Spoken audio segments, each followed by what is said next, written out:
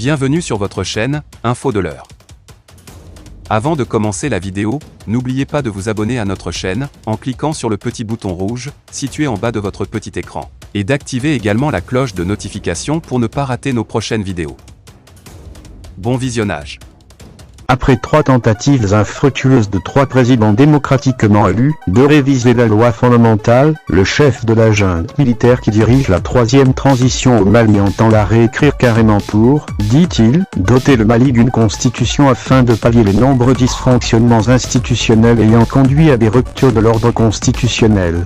Pour ce faire, une commission d'experts, dirigée par Fousseni Samaké, a été mise en place pour proposer en 2 mois un draft de la nouvelle constitution qui sera par la suite soumis au vote du peuple, à travers un référendum.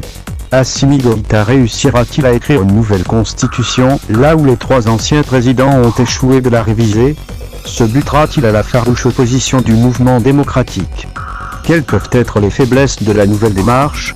Si une transition politique est par excellence une période de rassemblement et de large consensus afin d'aboutir à des réformes censées redonner vie aux institutions et de surcroît à la démocratie et à la République, celle d'Assimi Goïta souffre d'un déficit de concertation et d'implication de toutes les couches sociopolitiques, donc de consensus. Et pourtant les autorités de cette transition semblent être ambitieuses car elles envisagent des réformes que nulle autre transition au Mali n'en a essayé, à savoir mettre à la poubelle la constitution qui a été écrite avec le sang des martyrs de 1991 pour une nouvelle qui est très loin de faire l'unanimité.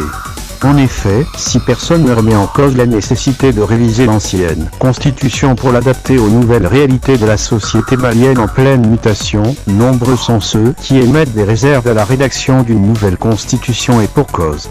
Pour beaucoup d'observateurs de la scène politique malienne, l'une des entraves au nouveau projet serait le manque de consensus et surtout la méthode cavalière par laquelle le président de la transition est passé pour choisir les experts dont nul ne conteste d'ailleurs l'expertise et la qualité intellectuelle.